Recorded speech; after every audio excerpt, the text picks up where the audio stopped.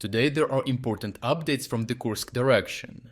Here, the Ukrainian forces started to shorten the front line in the salient with a controlled withdrawal while the Russians continued their multi-vector offensive. Russian commanders decided to exploit the opportunity created by the halted American military aid and intelligence sharing with Ukraine and raise the tempo of their assaults.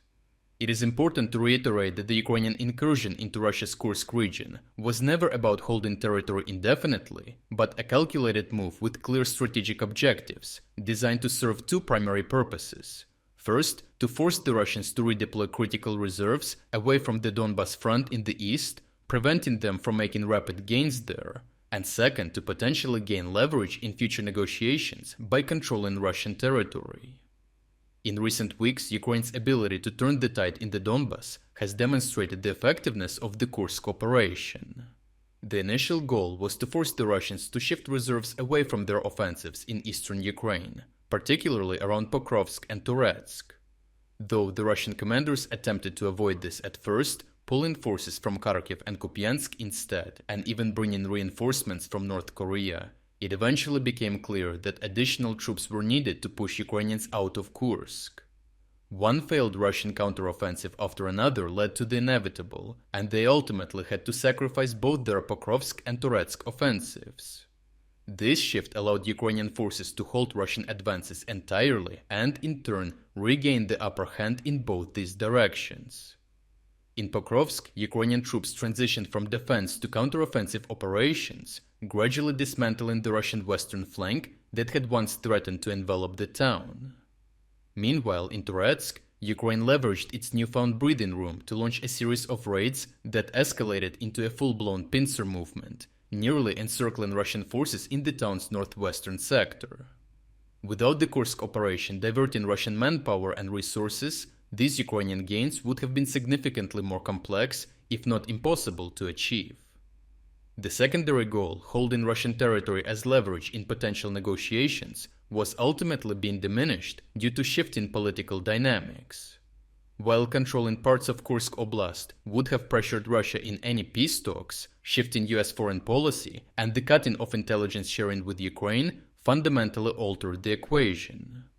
While the diplomatic goal has become less relevant in the face of these changes, the first of diverting forces away from Russian offensives in eastern Ukraine has been a resounding success. At the same time, battlefield realities are making a prolonged Ukrainian presence in Kursk increasingly untenable. Russian forces gained several tactical and operational advantages, threatening the overall sustainability of the salient as they established fire control over key Ukrainian supply routes. Malaya Loknya lost its primary supply route due to Russian shelling, and with Russians moving into Lebedevka in the south, Ukrainian resupply efforts became even riskier. The road from Sumy to Sudzha, already targeted by Russian fiber optic drones, became even more exposed as the Ukrainian-controlled corridor in Kursk shrank to just 20 kilometers, making it increasingly difficult to maneuver and resupply frontline forces. Additionally, the lack of foliage meant Ukrainians could not station armored quick response units close to the front line to counter dangerous Russian advances, like we saw in the fall of last year. Given these challenges, a strategic withdrawal to more defensible positions became the logical course of action, and the Ukrainian forces began a deliberate and controlled withdrawal from some positions, recognizing the risks of holding an increasingly vulnerable salient. Interestingly, the timing of this withdrawal correlates closely with the suspension of US intelligence sharing, something Russia quickly moved to exploit.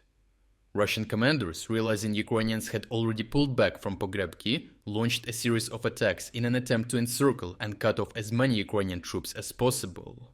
One of these attempts was a failed infiltration operation in Sudzha, where Russian forces tried to land behind Ukrainian positions by crawling 15 kilometers through an LNG pipeline. Initially, Russian state media hurried to announce the operation's success. However, as more information surfaced, it became clear that the infiltrators had been tracked by Ukrainian drones, ambushed and destroyed almost immediately, with Russian sources reporting that the survivors later suffocated due to the toxic fumes. As Ukrainian forces withdrew to more defensible positions, rearguard units stayed behind to delay Russian advances, making the maneuver possible.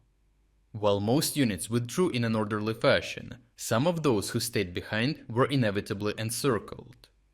After a fierce fight and an unsuccessful rescue operation by Ukraine's intelligence directorate, several groups of trapped rearguard soldiers surrendered only after running out of grenades and fulfilling their mission of slowing the Russian down. Overall, Ukraine's strategic position has improved significantly since the start of the Kursk incursion. The operation forced Russia to divert critical reserves away from its theater-wide offensive effort, halting and reversing several key advances in the Donbas. While holding Russian territory as leverage proved unfeasible, the primary goal, stabilizing the Eastern Front, was successfully achieved. With Russia gaining localized advantages in Kursk, Ukraine's withdrawal is a tactical adjustment, allowing forces to regroup and fight under more favorable conditions. Lastly, we are officially launching our very first spring sale. This is the best chance to support our independent Ukrainian reporting while getting a huge 40% discount on your subscription. As you know, this sale comes at a very difficult time for Ukraine. That is why right now, your support is more important than ever. By subscribing, you will not only support our efforts, but also gain access to our exclusive insights, comprehensive overviews of all fronts, and strategic geopolitics videos. If you wanted to support our efforts but never got a chance, now is the perfect moment to make a difference. So check out the link in the description to join our cause and become an exclusive member of our community. I truly appreciate everyone who stepped up to join us. Your support means the world to us.